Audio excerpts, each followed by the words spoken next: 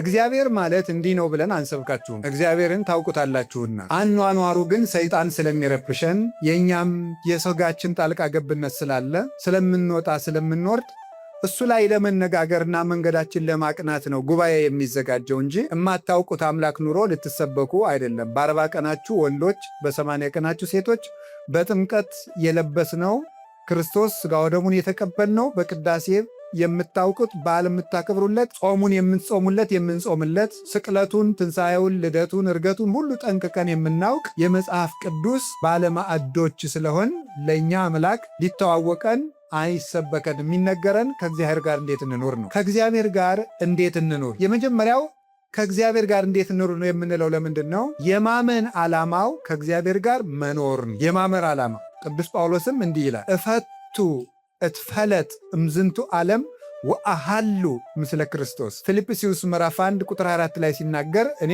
ከዚህ ዓለም ተለይቼ ከክርስቶስ ጋር ልኖር እናፍቃለሁ ይላል። ስለዚህ የሃይማኖት ዓላማው ካመኑት አምላክ ጋር ማኖር ነው። ለምን ክርስቲያን ሆንኩ ብለን ብንጠይቅ መልሱ ከእግዚአብሔር ጋር ለመኖር፣ ከእሱ ጋር ለመኖር። እሱም እንዳለ ምን ብሏል? እምከመ ተለአልኩ አነ እስሕብ ኩሎ ኀቤየ፣ እኔ ከፍ ብዬ ከተሰቀልኩ በኋላ እናንተንም ወደ እኔ እስባችኋለሁ ብሎ ነበረ። እንግዲህ ራስ ከፍ ሲል እግር ራስን ተከትሎ አብሮ ከፍ እንደሚል ክርስቶስ ሲሰቀል ከኋላም ሲያርግ እኛንም እንደሚስበን ሲነግረን ነው። ሊቁ ቅዱስ ዮሐንስ አፈወርቅ እንደነገረን ሀባሃሎ ርዕስ ህየ ይሄሉ አባል፣ ራስ ካለበት ሌሎች ሕዋሳትም ተከትለው ሂዶ ይኖራሉ ይላል። ጌታችን መድኃኒታችን ኢየሱስ ክርስቶስ ደግሞ ርዕሰ ሕይወት፣ የሕይወታችን ራስ ነው። የሕይወታችን ራስ ስለሆነ ራስ ካለበት እግር ተከትሎ እንደሚገባው ክርስቶስ የቤተ ክርስቲያን ራስ ስለሆነ እሱ ከገባበት ሀገር ሄደን ገብተን እንኖራለን። የተሰበሰብንበት ዓላማ የምንጸልይበት፣ የምንጾምበት፣ የምንሰግድበት፣ የምንታረቅበት፣ ፍቅርን ገንዘብ የምናደርግበት፣ በጎ ሥራ የምንሰራበት፣ የምንመጸውትበት፣ ትርምትን ገንዘብ የምናደርግበት፣ ክርስቲያን ሆነን የምንኖርበት ዋናው ነገር ክርስቶስ ካለበት ለመግባት ከክርስቶስ ጋር ለመኖር። እንደዚያ ከሆነ ከክርስቶስ ጋር እንዴት ብለን እንኖር የሚለውን ትንሽ ነገር ልንገራችሁ እፈልጋለሁ። ከእግዚአብሔር ጋር ለመኖር መጀመሪያ የምናደርገው ምንድን ነው ስትሉኝ፣ ከእግዚአብሔር ጋር ለመኖር እግዚአብሔርን ሁልጊዜ ማየት ነው። እግዚአብሔርን ሁልጊዜ ማየት። መዝሙረ ዳዊት መዝሙር 15 ላይ ሲናገር ዘልፈ ርእዮ ለእግዚአብሔር እስመ በየማንየ ውእቱ ከመ ኢይትሐወክ፣ እግዚአብሔርን ሁልጊዜ አየዋለሁ ይላል። ከእግዚአብሔር ጋር ለመኖር ሁልጊዜ እግዚአብሔርን ማየት፣ ሲተኙ እግዚአብሔርን ማየት፣ ሲነሱ እግዚአብሔርን እያዩ መነሳት፣ ሲናገሩ እግዚአብሔርን እያዩ መናገር፣ ሲሰሩ እግዚአብሔርን እያሰቡ እያዩ መስራት፣ ሲነግዱ እግዚአብሔርን እያዩ መነገድ፣ ሲመክሩ እግዚአብሔርን እያዩ መምከር፣ ሲወስኑ እግዚአብሔርን እያዩ መወሰን። እግዚአብሔርን ፊት ለፊት ማድረግ ከእግዚአብሔር ጋር የመኖር የመጀመሪያው መንገድ ነው። እንዲህ ይላል ኤልያስ ሲናገር፣ ሕያው እግዚአብሔር አምላከ ኃይል ዘቆምኩ ቅድሜሁ ይላል። አንደኛ ነገሥት ምዕራፍ 17 ቁጥር 1 ላይ ሲናገር በፊቱ የቆምኩት የእስራኤል አምላክ ሕያው እግዚአብሔር ምስክሬ ነው ይላል። በፊቱ የቆምኩት፣ ልብ በሉ፣ የት ሆኖ የሚናገር? እስራኤል ቀርሜሎስ ተራራ ላይ ሆኖ በፊቱ የቆምኩት እግዚአብሔር ይላል። ፊት ለፊቱ ዳኛ ፊት እንደቆመ ሆኖ ነው እግዚአብሔርን የሚያስበው። በፊቱ የቆምኩት። በዚህ 3 ዓመት ውስጥ ዝናብ ጠብ አይልም ማለት። ዝናቡ ሊዘንብ ሲል ደግሞ አብዩድ የሚባል ሰው ኤልያስን ጠፍቶ ሰንብቶ ሲያገኘው ሕያው እግዚአብሔርን ለአካብ እገለጣለሁ፣ ከቆምኩበት ቦታ አልንቀሳቀስም፣ ሕያው እግዚአብሔር አምላከ ኃይል ዘቆምኩ ቅድሜሁ ከማስተሪ ለአካብ እንድገለጥ በፊቱ የቆምኩት ሕያው እግዚአብሔር ያውቃል። ስለዚህ በፊታችን እግዚአብሔርን ካለ እግዚአብሔርን መፍራት ይሏችኋል። እሱ ሁልጊዜ በእግዚአብሔር ፊት እንደቆምኩ አስበህ ኑር ነው። እግዚአብሔርን ሁልጊዜ እየው። በፊት እንደውም በፊቴ ነው አየዋለሁ፣ ቅድሜ ውእቱ እግዚአብሔር በፊቴ ነው የሚለውን ሊቃውንት ሲተረጉሙት ምን ብለው ይተረጉማሉ? በፊት ያለ እንዳይረሳ አረሳውም ሲል ነው። በኋላ ያለ ይረሳል፣ ፊት ለፊት ያለ ግን አይረሳም። እግዚአብሔርን እያዩ መኖር እንዴት ትልቅነት መሰላችሁ! አንዳንድ ጊዜ ሰይጣን ሕሊናችን፣ አንዳንድ ጊዜ ልባችን ዘወር ሲያደርገው ነው መበደል የምንጀምረው። እኔም እናንተ ፍርሃትም የሚረቀው አይናችን የሚመጣው አይናችን ከእግዚአብሔር ነቀል ብሎ ዘወር ሲል። ቅዱስ ጴጥሮስ ጌታ በባህር ላይ ሲሄድ አይቶት እኔም እንዳንተ በባህር ላይ ልምጣ አዘዘኝ አለው እና አለው። ትንሽ እንደተራመደ ወጀብ ሲነሳ ከክርስቶስ ላይ ዓይኑን አንስቶ ነፋሱ ላይ መጣል ሲጀምር ነፋሱ ከፍ ማለት ጀመረ ይላል። ዓይናችን ከእግዚአብሔር ዘወር ሲል ምን ይሆናል?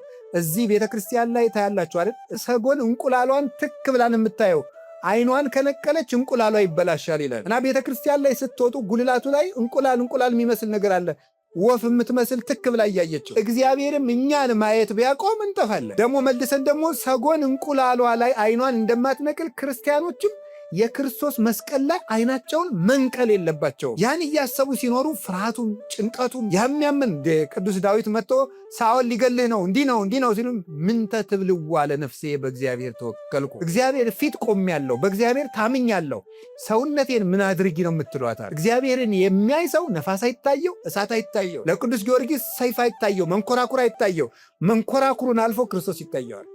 ለቅዱስ መርቆሬዎስ የሚጠበስበትን ብረት ምጣድ አልፎ ክርስቶስ ይታየዋል። ለእነ አቡነ ተክለ ሃይማኖት፣ ለእነ አቡነ ገብረ መንፈስ ቅዱስ እንደዚያ ናቸው። ገንዘብን አልፋችሁ ክርስቶስን ማየት ብትፈልጉ መጀመሪያ ዓይናችሁ ከክርስቶስ ላይ አለመነቀል። ያንን ነው እግዚአብሔር ጋር ለመኖር መጀመሪያ እግዚአብሔርን እያየን መኖር። ሁለተኛ ከእግዚአብሔር ጋር ለመኖር እንዴት ብለን እንኖር ብትሉኝ፣ እግዚአብሔርን እንደ ክፉ ዳኛ እንዳይቀጣን ፈርተን ሳይሆን እንደ አባት እየናፈቅን መኖር አለብን። እግዚአብሔር ለምሳሌ አንዳንድ ሰው ሳይጸልይ ካልጸለይኩ እኔ አይቀናኝም ብዙ ጊዜ፣ ስለዚህ ጥሩ ቀኔ እንዳይበላሽ መጸለይ ያለብኝ ይላል። እንዲህ ይባል። በነገራችሁ ላይ የሚጸድቁ ክርስቲያኖች ራሱ ከሶስት ይከፈላሉ። ተመስገን እንደው ከሶስቱም አድርጎ ያጽድቀን ብቻ። አንደኞቹ ምን ይባላሉ? ልጆች ይባላሉ። ምን ይባላሉ? ልጆች ይባላሉ። ሁለተኞቹ ደግሞ ልጆች ናቸው፣ ወዳጆች ይባላሉ። ሶስተኞቹ ደግሞ ሰራተኞች ይባላሉ፣ ባሮች። እነዚህ ልጆች የሚባሉት ቅርብ ጻድቃን ናቸው። ወዳጆች ደግሞ የሚባሉት ደግሞ እንደው በንስሐ የተመለሱት ናቸው። ሰራተኞች የሚባሉት ግን ደመወዝን የሚፈልጉት አይደል? እግዚአብሔር ወይ ሲኦል እንዳይከተል ወይ ገነት እንዲያስገባን ብለው ትንሽ ጽድቅ የሚሰሩ ናቸው። ተመስገን ሰራተኛ ሙነን ያጽድቀን ብቻ ይማረን እንጂ። እንደው ግን ልጅ ስንሆን የሚያምርብን፣ ምንደኛ ስንሆን አያምርብንም። ልጅ ስንሆን ነው። እና እግዚአብሔርን ሲኦል እንዳይከተኝ፣ እግዚአብሔር ገሃነም እንዳይጠለኝ እንዲህ ያልን ሳይሆን እግዚአብሔር እየጠማን ሲሆን እየጠማን። እንደውም ልንገራችሁ፣ ሰው እየጾመ እግዚአብሔር ላይኖር ይችላል። ሰው እየጸለየ እግዚአብሔር ላይሆን ይችላል። ሰው እየሰገደ እግዚአብሔር ላይሆን ይችላል። ለምን? ክርስትና ተግባር ብቻ ሳይሆን ፍቅር ነው። ድርጊት አይደለም። ጉዳይን አከናውኖ መሮጥ አይደለም። ከእግዚአብሔር ጋር በፍቅር መዛመድ መገመድ ነው። ቅዱስ ጳውሎስ ሲጽፍ ብዙ ጊዜ ሲጽፍ መልእክቱን ጳውሎስ ሙቁሁ ለክርስቶስ ይላል። የክርስቶስ እስረኛ ጳውሎስ ይላል። በፍቅሩ የታሰረ ማለት በፍቅሩ የታሰረ አባ ስምዖን ዘአምድ የሚባል አባት የሕማማት የሚነበብ ምንባቡ ላይ ምን ይላል? ምንድን ነው?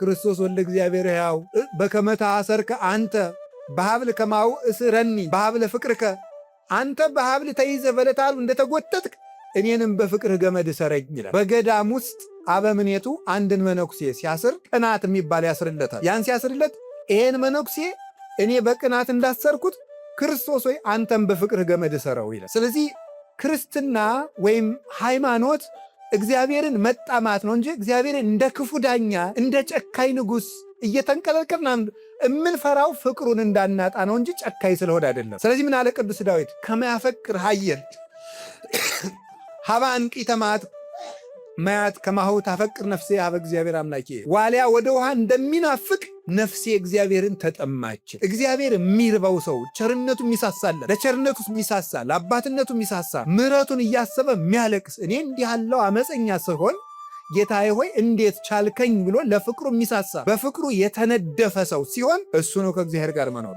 ስለዚህ እግዚአብሔርን ጌትነቱን፣ ፈራጅነቱን ብዙ ጊዜ ከምታስቡ ይልቅ ፍቅሩ ላይ ትኩረት አድርጉ። ፍቅር ጉልበት አለውና ዳኝነቱንም ማሰብ ይገባል። እግዚአብሔር መቀለጃ አይደለምና። የሆነው ሆኖ ግን ፍቅሩ ስቦ ከሱ ያደርሰናል። ስለዚህ እግዚአብሔር ሰዎች ከእግዚአብሔር ጋር ለመኖር ምን እናድርግ ስትሉ ግዴታ ሆኖብን አንድ ነገር አናድርግ። ምን ሆኖብን እናድርግ? ፍቅር ሆኖብን። ስትጸልዩ ረፍዶባችሁ ብታገኙት ሁለት ሰዓት ሆኗል እንግዲህ ሁሉ እስከምደግም አትበሉ። በፍቅር አንዲቱን አቡነ ዘበሰማያት ደግማችሁ ውጡ። እግዚአብሔር በፍቅር የምትሆን ነገር። ይህን ደግሞ ጸሎት ለማሳጠር አትጠቀሙበት። መጠቀም ያለብን እግዚአብሔር የሚፈልገው ቀመር ሳይሆን ፍቅር ነው የሚፈልገው። ፍቅር ይቀድማል። የሕግ መጀመሪያ ምንድን ነው ብሎ አንድ ሕግ አዋቂ ሰው ጌታ ቢጠይቀው እግዚአብሔርን ከሁሉ አስቀድመህ ውደደው ነው። እግዚአብሔር ምንድነው ከኛ የሚፈልገው? እንድንወደው ብቻ። እንድንወደው የሚፈልገው ምን እንድንሰጠው ነው? ምንም እንድንሰጠው አይደለም።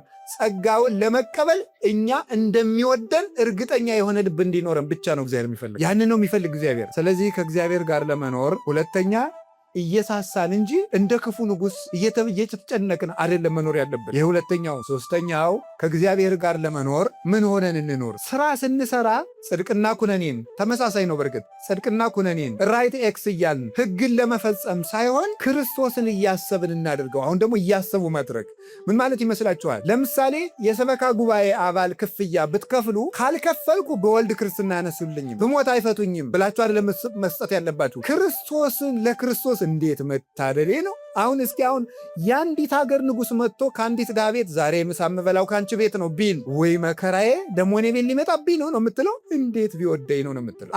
አንዲት ድሃ ሴት እንዲያውም አንድ ሙክት አንድ ሰው ቢያርድና አንድ ድሃ ሰው ቆሎ ቆልቶ ቢያቀርብና እኔ ይህን ቆሎ ነው የምበላ አንተ ዛሬ ቆሎ እንድትሰጠኝ ይፈልጋለሁ ቢል ምንም የማይቸግረው ንጉሥ ባለጸጋ ምን አይነት ሰው የሚወድ ሰው ነው አሁን የኔን ቆሎ ሰው ብሎ ይቀበለኝ አትሉ? አሁን እግዚአብሔር ከኛ ሳንቲም ሲጠይቅ አይገርማችሁም? እንዴት አድርጎ ቢወደኝ ነው ማለት ሲገባን ግዴታ አይደል?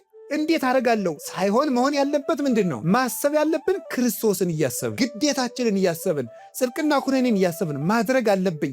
አብይ ጾም ገብቷል። ምን አረጋለሁ? 9 ሰዓት መሆን አለበት። አስራት መክፈት አለብኝ። ምን አረጋለሁ? እግዚአብሔርን ከሚከፈው ከገኔ ጋር ልታረቅ አይደለም መሆን ያለበት። መሆን ያለበት እግዚአብሔርን እያሰብን እወ ስራዩ ይሰሪ ለክሙ እወ ህድጉ ያሃድግ ለክሙ። እናንተም ተው ይተውላችኋል፣ እናንተም ይቅር በሉ ይቅር። እኔ እግዚአብሔር ይህን ያህል ዓመት ከተሸከመኝ ወንድሜን እህቴን 3 ወር ብታገሰስ ብሸከምስ ብለን ማድረግ ያለብን። ክርስቶስን እያሰብን ካደረግነው ምንም ጽድቅ አይሰለቸንም። ወጥተንም ከቤተ ክርስቲያን አንጠፋም። ክርስቶስን አስበን ከሆነ ቤተ ክርስቲያን የመጣን ሰብካ ጉባኤው ቢያስከፋን አንወጣም፣ አለቃው ቢያስከፋን አንወጣም፣ ሰባኪው ቢያስከፋን አንወጣም። አኩርፈን የምንጠፋው መጀመሪያም ዓላማችን ጽድቅና ኩነኔ ብቻ ገሃነም እንዳይበላን ገነት እንገባ ነው እንጂ የክርስቶስን ሐሳብ እያሰብን አምላኬን ላገኝ እሄዳለሁ እያለ ስለማንመጣ ነው። አመጣጣችን መስተካከል ስለነበረበት በስህተት ስለመጣም በስህተቱ ከቤቱ እንወጣለን። እግዚአብሔርን ብሎ የመጣ ግን ምን ብሎ ከአባቱ ቤት ይወጣል? ምን ብሎ ማን ብሎ ማን በጎሬጥ ባየው ማን ፊት ቢነሳው ማን ግንባር ሊቆጥርበት ከቤቱ አይወጣም። የአባቱ ቤት ነው። ማን ከአባቱ ቤት በቀላሉ ይወጣል? ስለዚህ ስንመጣ እግዚአብሔርን ብለን እንወጣ። ሰው ብለን ስላልመጣን ሰው በሰው ምክንያትም ከቤቱ ለምን እንወጣል? ቤት እንኖር። ሰው ይደክማል፣ ይወጣል፣ ይነሳል፣ ያድጋል። እሱ ነው።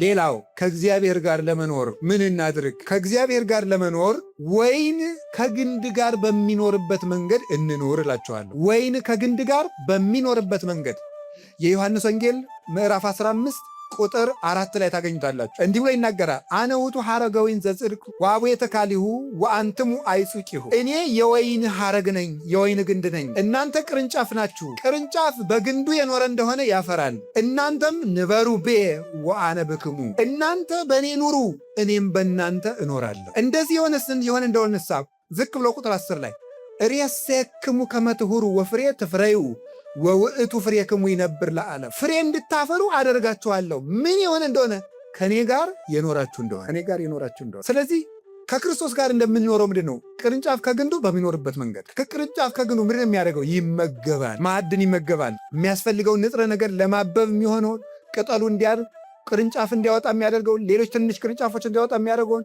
እንዲያብብ የሚያደርገውን፣ እንዲያፈራ የሚያደርገውን፣ መዓዛ እንዲያገኝ የሚያደርገውን፣ ጠንካራ የሚያደርገውን ነገር ሁሉ ከግንዱ ይወስዳል። ቅርንጫፉ ግን ቢቆረጥ ወደ እሳት ይጣላል፣ ይደርቃልም፣ ባይጣልም ይበሰብሳል፣ ምስጥ ይበላዋል። ከግንዱ ያለ ቅርንጫፍ ግን ያፈራል። ስለዚህ ምንድን ነው? እኛም ከክርስቶስ ጋር ቅርንጫፍ ከግንድ ጋር በሚኖርበት መንገድ እንኑር። ምን እያደረግን? የእሱን ምግብ መመገብ አለብን። ቅርንጫፉ ከግንዱ መመገብ ቢያቆምስ ይቆረጣል፣ ተዘንጥሎ ወይም ደግሞ ተከፍሎ ይወድቃል። ከክርስቶስ እንዳንለይ እንመገብ። ምን እንመገብ? ሥጋውና ደሙ። ምን እንመገብ? ቃለ እግዚአብሔርን፣ ሁልጊዜ ወንጌሉን መመገብ። አያችሁ አይደለም? እነዚህ ቅርንጫፎች ያደጉት ከግንዱ የሚመጣላቸውን ወተት እየጠጡ ነው ያደጉት። ክርስቶስ እኛን የሚያሳድግበት ወተት አለው። አንደኛ ጴጥሮስ ምዕራፍ 2 ላይ እንደነገረን አፍቅሩ ሐሊበ ነባቤ ዘአልቦቱ ትውስት፣ ቅልቅል የሌለበትን ለድህነት የሚያሳድጋችሁን የቃሉ ይላል። በየቀኑ መጽሐፍ ቅዱስን ማንበብና መማር ያሳድጋል። ወይ ከውን እምተ ትክልት አበ መዋዕለ ዘመን። ምን የሚያደርግ ሰው? ሕጉን በሌሊትና በቀን የሚያነብ ሰው ከውሃ ዳር እንደተተከለች አትክልት ይሆናል። ፍሬውን በየጊዜው እንደሚሰጥ ቅጠሉ እንደማይጠወልግ ይሆናል ይላል መዝሙር ምዕራፍ 1 ላይ ቅዱስ ዳዊት ሲናገር። ስለዚህ ቅርንጫፍ ነን እኛ። እንድናድግ ምን እናድርግ? ከግንዱ አንራቅ። ወገኖች ቅርንጫፍ ነን። ምን እናድርግ? ምግብ እንውሰድ። አንድ ቅዱስ ሥጋው ክቡር ደሙ ነው። 2 ቃለ እግዚአብሔር በየቀኑ መመገብ አለብን። በየቀኑ ጉባኤ ሲዘጋጅ በዓመት 1 ጊዜ 2 ጊዜ ተሰብከን ነፍሳችን ማደግ አትችልም። ልብ በሉ። አንድ ቅርንጫፍ ከግንዱ አሁን ብቻ ምግብ ቢወስድ ለነገ ጭምር ይሆነዋል? ለከርሞ ጭምር ይሆነዋል? አይሆነውም። በየቀኑ ነው የሚመገበው። ቃለ እግዚአብሔር ምግባችን ነው። የምንጠይቀውም ሲሳየነ ዘለለ ዕለትነ ብለን ነው። የዕለት እንጀራችን ስጠን ዛሬ ብለን ነው። በየቀኑ 1 ምዕራፍ መጽሐፍ ቅዱስ ቢያንስ እስኪ አንብቡ፣ እንማር። ሁልጊዜ ሲሲታነ ነፍስ ቃላቲሁ ለእግዚአብሔር እስመ ቃለ እግዚአብሔር ሲሳይ ዘበአማን ውእቱ። የእግዚአብሔር ቃል የነፍስ ምግብ ነው፣ እውነተኛም እንጀራዋ ነው። ተመጥኖ ምግብ ያላገኘ ሥጋ ለራስ ፍልጠት ለሆድ ቁርጠት እንደሚጋለጠው ሁሉ ነፍስ ቃለ እግዚአብሔር የማትመገብ ነፍስ ሁልጊዜ ህመምተኛ ናት፣ ለፍሬ የማትበቃ። ስለዚህ ቅዱስ ሥጋውን ክቡር ደሙንና ቃለ እግዚአብሔር መመገብን፣ ሀብተ መንፈስ ቅዱስን መመገብን፣ የመንፈስ ቅዱስ መመገብ አለ። ልታውቃላችሁ እንዲህ ብሎ ነበር ዮሐንስ ወንጌል ምዕራፍ 14 ላይ እኔ እያሃድገክሙ ጓለማውታት እኩኑ ዳሃደግ አላደርጋችሁም ብሎ ነበር።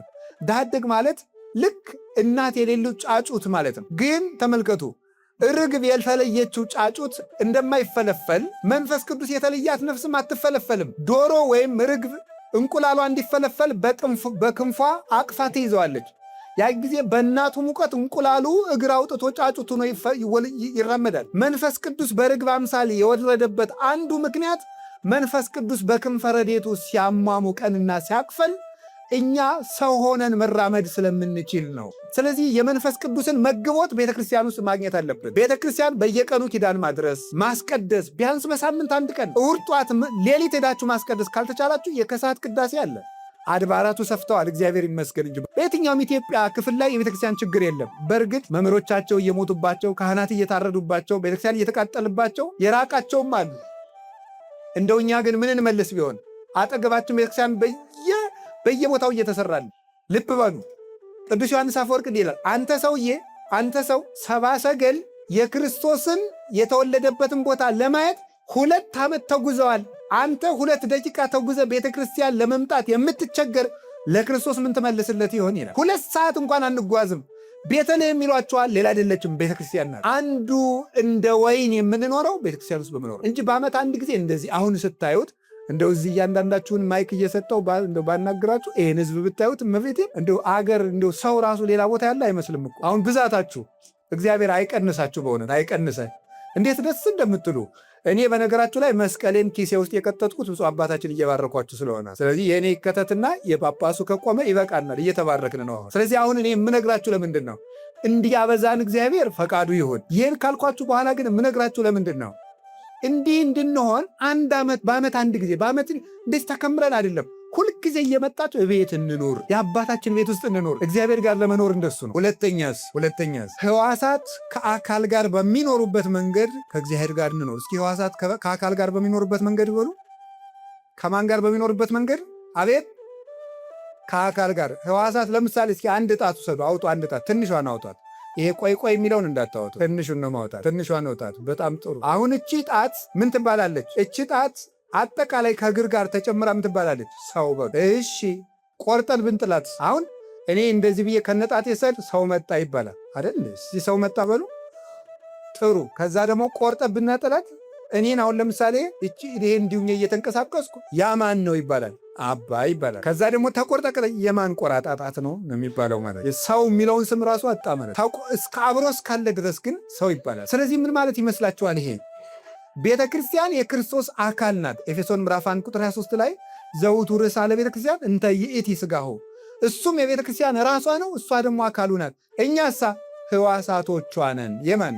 የቤተ ክርስቲያን። ስለዚህ ከእግዚአብሔር ጋር እንዴት እንኑር ባላችሁ እንደ ሕዋስ ነው መኖር ያለበት። ሕዋስ ምን ያስፈልገዋል? ቢያንስ አንድ ሕዋስ ጤነኛ ሆኖ ከአካሉ ጋር እንዲኖር ቢያንስ 2 ነገር ያስፈልገዋል። አንደኛው ደም፣ ሁለተኛው ኦክስጅን ያስፈልገዋል። ደምና ኦክስጅን። እቺ ጣቴ እንድትጨብጥ፣ እንድትጽፍ፣ እንድታጣብቅ፣ ይዛ እንድታስቀር፣ እንድትቆነጥር፣ እቺ ጣት እጥፍ ዘርጋ እንድትል ምርኩዝ እንድትሆነ በወድቅ እቺ ጣቴ ምን ያስፈልጋታል? ከቃሉ ጋር ናቸው። ምን ያስፈልጋታል? በትንሹ ደምና ኦክስጂን ያስፈልጋታል። ደምና ኦክስጂን። ክርስቲያንም የክርስቶስ ሕዋስ ነውና በአግባቡ መኖር እንዲችል ደም የተባለ ቅዱስ ቁርባን ነው። ደገምኩት፣ ቅዱስ ቁርባን ነው ደም የተባለ። እስትንፋስ ግን የተባለ የመንፈስ ቅዱስ ሀብትና ጸሎት ነው። ጸሎት የማይጸልይ ክርስቲያን ምን ይሆናል ማለት ነው? ኦክስጂን አልላክለት ያለ ሕዋስ ይመስላል ማለት ነው። ምን ይሆናል ማለት ነው? ይሄ ተቆርጦ ይጣላል። ስለዚህ በየቀኑ የምንጸልየው ይውላችሁ ግዴታ ሆኖብን አይደለም የምንጸልየው፣ ከእግዚአብሔር ጋር መነጋገር። ይሄ እድል አይደለም? እስኪ አንድ ጥያቄ ልጠይቃችሁ። አንድ በጣም በዓለም የምታከብሩት ሰው ላነጋግርህ እፈልጋለሁ ብላችሁት ነገ 3 ሰዓት አገኛለሁ ቢላችሁ ደስ አይላችሁ? እንደው ስም ከምጠራ እኮ ብዬ ነው እንጂ የተከበረ ሰው ጠራ ነበር። ምን ያደርግልናል? ስም ጠራ እገሌ እንደምሳሌ ማለት። አሁን እሱ ሰውዬ የሆነ ሰው አስቡ፣ የምታከብሩት እሱ ሰውዬ አገኛለሁ ብሎ ቢደውላችሁ ደስ አይላችሁ? እንደዚያ ከሆነ ምክንያቱም እንደ ዝም አላችሁ እንጂ ዘፋኝ ስታገኙ ሁሉ አብራችሁ ፎቶ እንነሳ ትሉ የለም እንዴ? ይቅርታ አስቸገርኩ ፎቶ እንነሳ ትሉ የለም ተብሎ ይታመናል ነው። ኤርፖርት ላይ አንዳንድ ጊዜ ያለው መቼስ ታረጋላችሁ። እግዚአብሔርን ያህል ንጉሥ ሊያነጋግረን ቀጠሮ ይዞልን ጸሎት ማለት እሱ ጸሎት ብሂል ተናግሮ ምስለ እግዚአብሔር ሕዋስ ጤነኛ ሆኖ የሚኖረው ኦክስጅን ሲያገኝ ነው። ስንጸልይ ከክርስቶስ ጋር እንኖራለን። ጸልየን እንብላ፣ ጸልየን እንተኛ፣ ጸልየን እንቀመጥ፣ ጸልየን እንቁም፣ ጸልየን እንውጣ፣ ጸልየን እንግባ፣ ጸልየን እንገናኝ፣ ጸልየን እንጀምር፣ ጸልየን እንጨርስ። ያን ጊዜ ከእግዚአብሔር ጋር እንኖራለን። በሄድንበት ቦታ ሁሉ የእግዚአብሔር እጅ ከኛ ጋር እሱ ነው። የመጨረሻው በጣም ረጅም ትምህርት ነው። ይችን አንዷን ተናግሬ ጨረስኩ። ምክንያቱም ቃል በገባሁት መሰረት ቃሌን መፈጸም ስላለብኝ። የመጨረሻው ምንድን ነው? ሕፃን ልጅ ከአባትና ከእናቱ ጋር በሚኖርበት መንገድ ከእግዚአብሔር ጋር እንኖር በሉ። አንዴ ይሁላችሁ። ሕፃን ልጅ በሉ ከእናት አባቱ ጋር በሚኖርበት መንገድ ከእግዚአብሔር ጋር ሁለት ነገር ይወጣዋል። ይሄ ነገር መዝሙር 8 ላይ እማፈ ደቂቁ ሕፃናት አስተዳሎ ከስባተ ከሕፃናት አንደበት ምን አዘጋጀ ይላል? ምስጋናን አዘጋጀህ ይላል። መዝሙር 8 ላይ ከሕፃናት አንደበት ምስጋናን አዘጋጀ። ይህን ሊቃውንት ብዙ ትርጉም ሰጥተውታል። አንደኛው ለሆሳይና ተተርጉሟል። የሆሳይና ስለምትማሩት የዚያን ለዚያ ተዋለሁ። ከርዕሴ ጋር የሚገናኘውን ነገር ብቻ ላምጣላችሁ። ሕፃናት የተባሉ መላው ክርስቲያኖች ናቸው ይላሉ ሊቃውንት። እነማን ናቸው? አጠቃላይ ከቅዱስ ፓትርያርኩ ጀምሮ የቤተ ክርስቲያን አባቶች ሁሉ ለእግዚአብሔር ምኖቹ ናቸው? ሕፃናት ናቸው። ምን ማለት ይመስላችኋል? የሕፃን ልጅ የሚለው አፉን ያልፈታው የትንሹ ልጅ ማለት የእሱ ልጅ ሕይወት ከአባትና ከእናቱ ጋር በመኖር ላይ የተመሰረተ ነው ብላችሁ ሰማችሁ? ምግቡን የሚያስቡለት እነማን ናቸው? እናት አባቱ። ሰውነቱን መታጠብ እንዳለበት የሚያስቡለት እነማን ናቸው? እናት አባቱ። ልብሱን የሚያስቡለት እነማን ናቸው? የከፋበትን ራሱ የሚሸክፉለት እነማን ናቸው? እናት አባቱ ናቸው እንጂ ልጁማ አንዳንድ ልጅ አይታችሁ አታውቁ? እንግዳ በተሰበሰበበት ድንገት እርቃኑን ከመኝታው ተነስቶ መጥቶ ቆም ይላል። ከእንግዳው መሃል እኮ ነው። እንደው እናቴ እንደው ሕፃን ልጅ ምን አለበት ቆም ይላል። ከዚያ እናቱ እኮ ናት ወይ ተነሳ ልጅ ናማ ብለው ወደ ማጀት ይወስዱታል። የከፋበትን የሚሸፍኑለት እናት አባቱ፣ መታመሙን የሚረዱለት እነማን ናቸው? እናት አባቱ። እግዚአብሔር እንደዚህ የሚያስብልን ነው። ይህንን ነው መግለጽ የፈለገት። ሕፃን የተባለ አጠቃላይ ክርስቲያን ነው። ስለዚህ እግዚአብሔር አሁን እኛ የሚመስለን እግዚአብሔር የጽድቁን እያሰበ የሥጋውን እኛ የምናስብ ነው የሚመስለን። እንዴት እንደሚጨነቅልን የምንበያችሁ እንደሚያስብልን ማለት ነው። ማለት ከእናታችን ማኅፀን ጀምሮ እንዴት አድርጎ እንደሚንከባከበን ብታውቁ። እምከርሰሜ አንተ አምላኬ ያለ እያንዳንዱን አካላችን ሲሰራው እንዴት አድርጎ ተጠንቅቆ እንደሰራን ብታዩት። አንዱን እንኳን ብነግራችሁ የቅንድብ ፀጉር ለምን እንደማያወድቅ ታውቃላችሁ? እስኪ የሚያውቅ እሺ፣ የማያውቅ እግዚአብሔር ይስጥልኝ፣ እኔም አላውቀ። እሺ፣ ለማንኛውም የቅንድብ ፀጉር የማያድገው እንግዲህ ቅዱስ ዮሐንስ አፈወርቅ ማንም ሰው አያውቅም ብሏል። የማያድገው ቢያድግ ኖሮ ዓይንን ጠንቁሎ እንዳያጠፋ። አይገርማችሁም? አሁን እናቴ ጨዋታ ነው የሚመስላችሁ። ይኸው እኩል እኮ ነው። የራስ ፀጉርም ደም ነው የሚመገበው፣ ይሄኛውም ደም ነው የሚመገበው። ፀጉርን የሚያሳድገው አንደኛው ደም ነው፣ ሌላኛውን አላውቅም። ከዚህ የሚመገበውን ነው፣ ሌላውን ራሳችሁ ታውቃላችሁ። ታዲያ ይሄም እየተመገበ ለምን የማያድገው? ዓይን እንዳያጠፋ ነው። እዚህ ላይ የተቀመጠው ለምንድን ነው? ግንባር ላይ ቅንድብ ፀጉር ለምን ያስፈለገ ይመስላችኋል? ግንባራችን ላይ የሚወጣው ላብ ጨው አለው አይደለም? ያ የወረደ ዓይንን እንዳይጎዳ አጥሎ የሚያስቀር እኮ። እንዴት አድርጎ እንደፈጠረን እግዚአብሔር ብናው። አሁን ወይኔ እንዲያው ሐኪም በሆን ኑሮ አበጥረው ነበር፣ ግን አላውቀውማ። ችግሩ አላውቅም። ችግሩ እሱ ነው። እግዚአብሔር እንዴት አድርጎ አሳምሮ የሁላችሁ ምንድን ነው? በጥበብ እደዊከ ገብራኒ ወለሃኳኒ። አው ጥቀ አብይ ግብርከ እግዚኦ ወኩሎ በጥበብ ገበርከ። ስራ ድንቅና ኃያል ሁሉንም በጥበብ አደረግክ አለ ቅዱስ ዳዊት። አስቦን የፈጠረን ፈጣሪያችን አስቦን የፈጠረን ትልቁን ክብር ሰጥቶን የፈጠረን ትልቅ ውለታ ውሎልናል፣ ሙቶልን እንደሚወደን ነግሮናል። ስጋችን ለብሶ ለእኛ በመሞት ገልጾልናል። ድካማችንን ይረዳል። ጎረቤት ተሰብስቦ ሲንጫጫ ማንም ጩኸቱን ሳይሰማው የወለደችው እናት የልጇን ልቅሶ ትለያለች። ላሞች በተሰበሰቡበት የጥጃዋን ጩኸት ለይታ ታውቃለች አንዲት ላም። እግዚአብሔር ምን እንደፈለግን ያውቃል ይረዳናልም። ቅዳሴ ላይም እስመ አንተ ተአምር ድካሞ ለሰብ፣ የሰውን ድካም ታውቃለህ የምንለው ለዚህ ነው። ይረዳናል እግዚአብሔር። የእግዚአብሔር ቤተሰቦች ታዲያ ይሄ ልጅ ምንድን ነው? ሕይወቱ እንዲቀጥል ከእናት አባቱ ጋር መኖር አለበት። አንድ ቀን ጥለውት ቢያድሩ የ6 ወር ሕፃን እንዳልሆነ ሆኖ ይገኛል። ከእግዚአብሔር ከተለየን እንዳልሆነ እንሆናለን። የሕፃን ልጅ ማሸነፊያው ምንድን ነው? ለቅሶ ነው። የማይደፈረውን ጀግና ከወለደ ግን ልጁ ያንሸራሽረዋል። ሰዎች ጤና ይስጥልኝ ብለው የሚሰግዱለትን ሰውዬ ልጁ ግን ያሰግደዋል አልቅሶ። ሕፃን ልጅ ማለት ነው።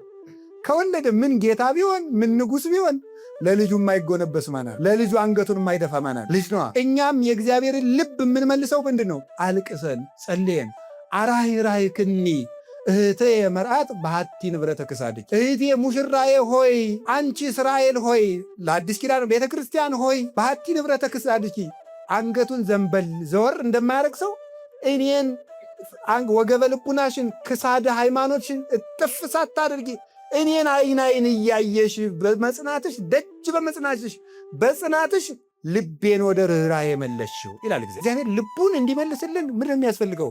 መጸለይ፣ መጮህ ነው። እኛ እንጮኻለን፣ እግዚአብሔር ይሰማል። አዲያ ግን ደግሞ አንዳንዱን ነገር ከእሱ ጋር በደንብ እንድንጣበቅ ስለሚፈልግ ዝም ይለናል። ያረምም ከመዘይሰም ያጎነጢ ከመዘይሁብ፣ እንደማይሰጥ ይዘገያል፣ እንደማይሰማ ዝም ይላል።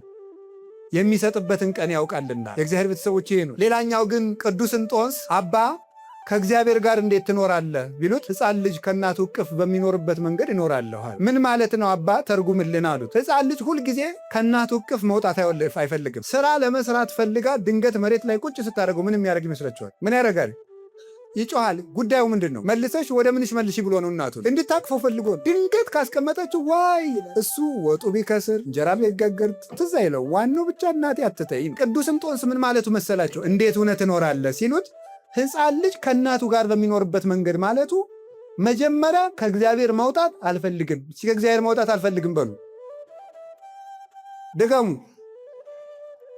ድንገት ከወረድኩ ደግሞ ቶሎ ብዬ ወደ እሱ እመለሳለሁ። እስኪ በሉ ድንገት ከወረድኩ ቶሎ ብዬ ወደ ማን እመለሳለሁ አሉ? ወደ እግዚአብሔር እመለሳለሁ። እንዲያቅፈኝም አለቅሳለሁ። ቶሎ ብዬ ሮጬ እመለሳለሁ። ሕፃን ልጅ አንዳንድ ሕፃን ልጅ አይታችሁ አታውቁ? ያለ አቅሙ ይሄድና ከጎረቤት ልጅ ጋር ይጣላል። እስኪ ገጠመኝ ና ገጠመኝ ጎንድልሃለሁ ምናምን ይላል። ሲመጣበት ሮጦ እናቱ ስር ሮጦ አባቱ ስር። አንዳንድ ጊዜ ሰይጣን ወደማይጠቅመን ነገር ወጣ ያደረገናል። አንዳንድ ጊዜ ከተቀመጥንበት ሰገነት ያወርደናል። ሁላችንም አሽቶ ይቆረጥመናል። ምን እናድርግ? ባንወርድ ጥሩ ነው ከእግዚአብሔር። ወርደን ከተገኘን ፈጥነን እንመለስ። እጆቹ ለምሕረት የተዘረጉ ናቸው። ማንንም አቅፈው ይቀበላሉ። በዕለተ ዓርብ የዘረጋቸው እኮ አይሁድ እጆቹን አስገድደውት አይደለም፣ እኛን ለመቀበል ለምሕረት የተዘጋጀ እጅ እንዳለው ሲነግረን ነው እንጂ። ስለዚህ እግዚአብሔር እንደ ሁላችንንም ሲሆን እንዳንወርድ ይጠብቀን፣ ከወረድን ደግሞ ፈጥኖ ያንሳል መድኃኔዓለም። ይቆየኝ። ወስብሐት ለእግዚአብሔር።